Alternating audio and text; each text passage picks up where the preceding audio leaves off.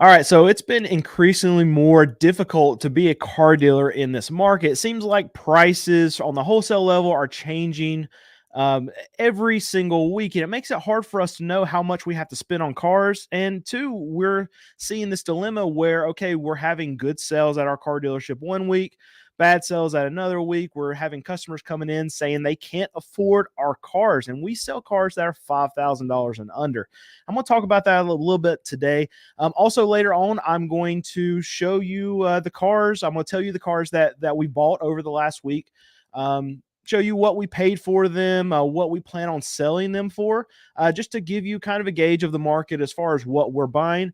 And also, with this live stream is being sponsored by Laser Praiser, but we'll talk a little bit more about that later. So, the difficulty that I'm talking about with us, what we're having to deal with at our used car lot is that the market's so volatile right now that prices will go down one week, they'll go up a little bit more another week, especially in the kind of range that we're talking about. We just came out of spring selling season, tax season, whatever you want to call it, and there was money just everywhere, so that would send the wholesale prices up.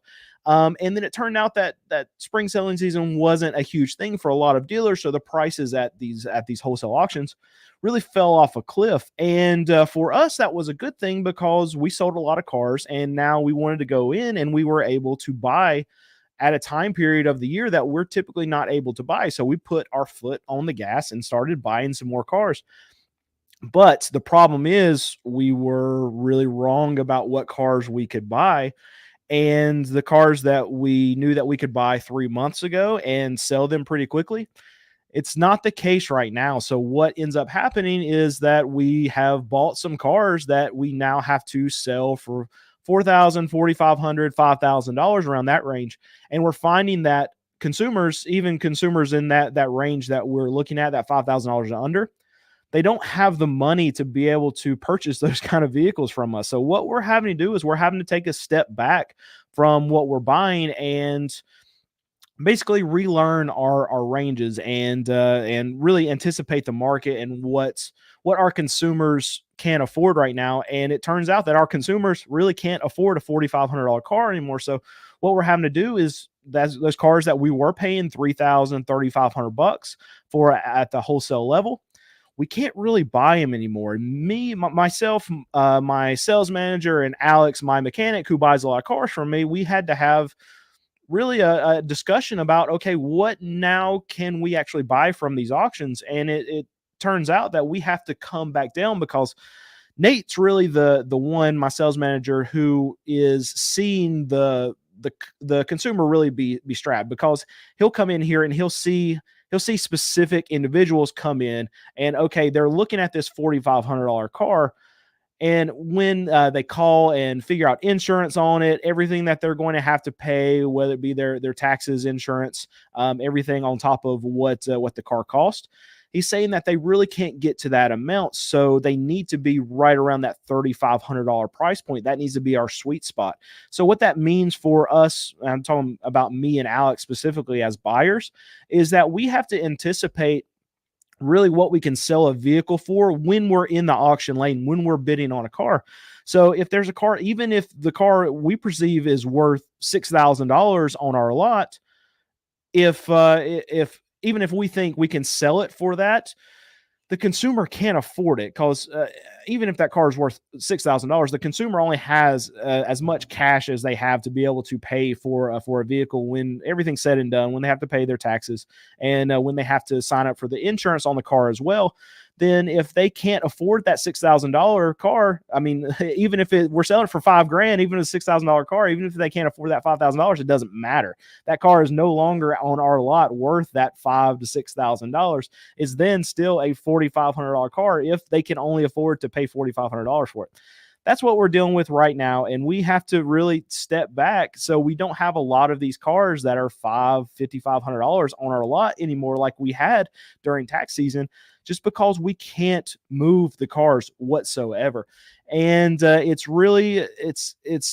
a case of us really retooling our whole pricing model, where we go into an auction now, and even if there's cars, like I said earlier, that we think are worth $6,000, and we can buy them for $4,000 and still potentially make what we perceive to be $2,000, that buyer is not there. And one difficulty, one barrier to entry that my dealership really has, that a lot of other dealerships don't have, is that we don't do any kind of financing. See, I don't like debt, and I don't want to put my consumer in a position where they have to take out a loan to buy a vehicle. So that's why we stay in that $5,000 and under range, where we can serve that consumer that wants to pay cash for a car. Because really, I mean, when you get over that $5,000 range, people, for the most part, are going to have to take out a loan. There's not a lot of consumers out there. There are consumers out there that pay cash for higher end cars, but there's not enough to build a business off of. That's why a lot of dealers that are in that mid range to upper range, they're hooked up with banks. They hold their own notes. They do their own financing, and that's not something I want to do. It's not something I want to get into. So that's a big time barrier for us as a business, and why we have to basically hit that range of only up to $5,000. Because if you go past that point, all we would get is customers coming in and say, yeah, I want this car. I want to buy it. How much do I need to put down? And even with us selling cars $5,000 and under, we still get that question almost daily. Okay, we like this car. It's $3,500. How much do I need to put down? And we're not going to do it. So it's not to say that we won't work with outside lending if a consumer gets their own lending from a credit union or something like that. But we don't have anything in-house, and we are not, we've had plenty of lending institutions come to us, say, yeah, we'll loan money on your car, but we just don't want to get wrapped up in that. We would rather the consumer pay cash for the car.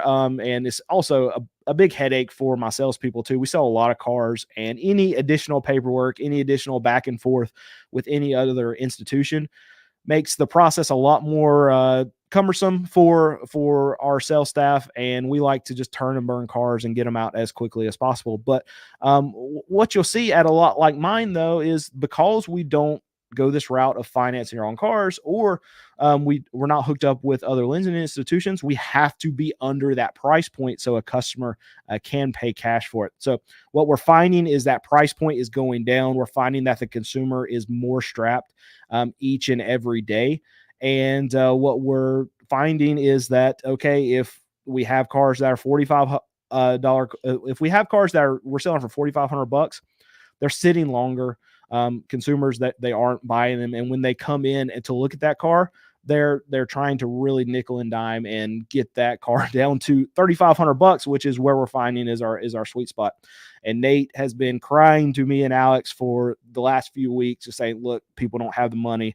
If we got cars that were having to put on a lot on $4,500, $5,000, they're sitting for 2 weeks and they're having to lower them anyway. So we need to stop buying those cars and really rethink and retool how we're leasing cars. Now, the problem for us, though, is that it's a lot harder for us to buy a car that's $1,000, $1,500, $2,000 and get it ready to sell in that $3,500 price point than it is for us to buy a $3,000 or $3,500 car that we can sell for $4,500 or $5,000. Because the cheaper cars, they just need more work, they need more time, and they're harder to find. Because those cars, if they're halfway decent, any dealers out there, if you're looking at this kind of price point of cars, it's almost impossible to find. We can't just go to one auction and service that range for our inventory. We've got to go to a lot of auctions. But I do have something for you dealers today. We want to thank our sponsor today is Laser Appraiser. Laser Appraiser is a simple point and scan app available on your iPhone or Android. Laser Appraiser was designed specifically for automotive dealers to quickly and easily determine the wholesale and even the retail value of any vehicle they are looking to purchase in order to resell at their dealership. Laser Appraiser comes with many helpful and unique features to make navigating a car auction as easy as possible. Laser Appraiser is the best VIN scanning software on the market and easy to use. Just activate the app and hold your phone over the barcode or VIN number of the vehicle you want to appraise. Download Laser Appraiser today for a free 7-day trial. no credit card required, and use promo code CARCQA and receive the exclusive retail market view for half off a purchase. And you can find that link down in the description below. And we want to again thank Laser Praiser for sponsoring this live stream. If you're a dealer, make sure you go check them out and get a discount with our code below. And I want to run to the chat real quick. We got Ron pulling up a question. Let's see here. Let's show it. What's going on with the repo market? Have repossession folks caught up with the demand, or is there still a backlog? So I think what Ron is asking is we've had a big time backlog of repos in the market right now. We're seeing that at auctions right now. We see tons of auto loan delinquencies, and then we're seeing an uptick from repossessions. But what we're seeing is we're seeing way more delinquencies than there are repos. And the reason why we're seeing that is because there really aren't enough tow truck drivers, enough repo guys, however you want to call them. I think they're what's the name for them? The recovery drivers, I think, is what the technical term for the job title is. There's not enough of them out there to be able to service the amount of repossessions coming through the market, and it's been so bad that companies like Wells Fargo, we've seen Toyota Financial, their lending arm, actually pay these recovery companies a higher rate to be able to get into the front of the line for a lot of these repos. And really, they're not even close to being caught up at this moment, and that's why they're increasing the amount that they're paying to each one of these recovery companies to get to the front of the line. And what's really telling of this market and why Wells Fargo would do this instead of, okay, let's see if we can get more money from these consumers and just wait our turn in line. But they know that the market, as volatile as I've been saying it's very, very volatile. And especially on the wholesale side, since we've gone out of tax selling season, the wholesale prices have started to plummet again. And we're on that downtrend that we were on before we hit tax selling season. And Wells Fargo, Toyota, all these big companies, they know where wholesale values are going. And if they know this, they know that, okay, if they have to wait 6 months to pick up that repossession, one, they're missing out on 6 months worth of payments from this consumer, where they're just riding around in their car and adding up mileage to their car that they literally know that they're going to be getting back.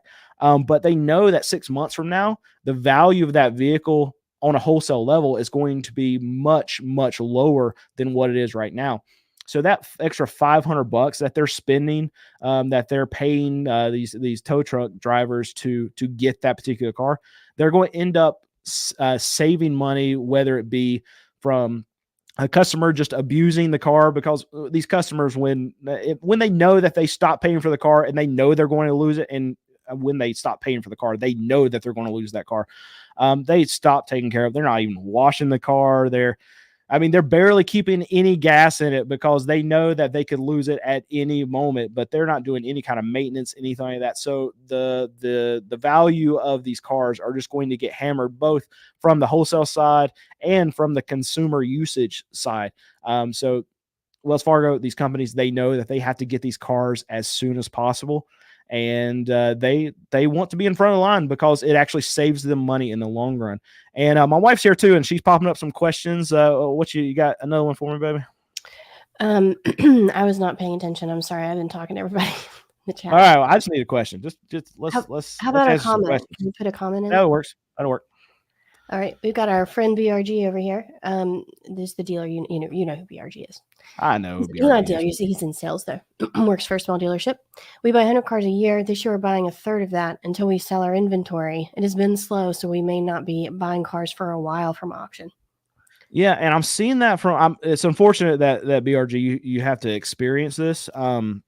But I'm seeing that a lot from a lot of other dealers too. So BRG is not alone in this, and it's a factor of tax season, spring selling season not hitting as hard as a lot of dealers anticipated. And so what we're seeing is that a lot of these dealers, they did buy some cars in anticipation for this, and they weren't able to sell through them. So if you're not selling a lot of cars, whether you loaded up or you didn't, it's just a factor of a lot of times lot space too. So if I can hold 90 cars here on my lot, and I buy 120 and put 30 somewhere else to store.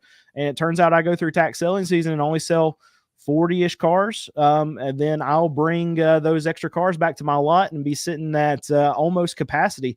And if I'm not very busy, then it's going to really hold me back from wanting to go to the auction and wanting to raise my hand. And I'm definitely not going to be overpaying for cars. And that's what we typically see during this time of year, is that not only dealers are there in droves at these auctions and buying as many cars as they can, but they're raising their hands higher. And what I mean by that is that they're overpaying for cars. And we just didn't see that at all this year. And that's the dilemma that I'm running into at my car dealership, is that, okay, we saw that we were able to actually go in and buy, and we usually aren't able to because dealers weren't overpaying for cars after spring selling season or whatever. And so we were able to buy some more cars, but we're finding out now that these cars that we were buying, we're paying too much for them, so they're not moving. And it's not an element of really us. I feel like overpaying for cars. It's just that we're buying cars that we knew that we could sell 3 months ago, and now we can't sell them. So we just have to bring our level down. So it's going to slow us down buying too. Even though we're still moving some cars, it's not even close to the clip that we should be with the amount of cars that we have now. And it's all about price point, because if we go out there, we know that whenever we lower just about all of our cars by $500, say if they've sat for 2 weeks, then we get a little bump, and that happens every single time. And we know that a lot of these other dealerships, they're not able to do that because they're on floor plans. I don't think BRG is who's asking this question, but I know that a lot of dealerships, they are on their floor plan. So if they pay too much pre-tax time, they can only lower them so much before they go into the negative, and it's money that a lot of them don't have. So they have to hold pat on their prices, and if they do that and they can't lower them, they're not going to sell anything, because there's other dealers like myself that have the ability to lower our prices, and we're just going to be ultra competitive against these other car dealers that do have floor plans and can't lower their prices. All right, next question. Did you already Nope. put this out there? I already answered that one. You're not paying attention at all. I promise. And if anyone's wondering if I'm even watching this right now. Okay. Do you buy cars with a life expectancy in mind, meaning this $2,500 car should last someone 12,000 miles when maintained properly? You can't really do that with used cars, especially with the higher mileage used cars. Now, I mean, you can say this with somewhat certainty that we can pick particular brands or types of cars that are more likely to last a long time. So I'll give you an example. A car I like so much. I love Ford Tauruses, right?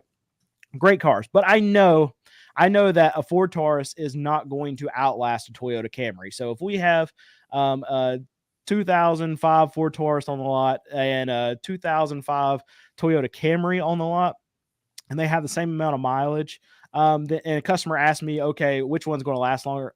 I love a Ford Taurus, but obviously that Camry is going to just run circles around that Ford Taurus as far as how long it's going to last.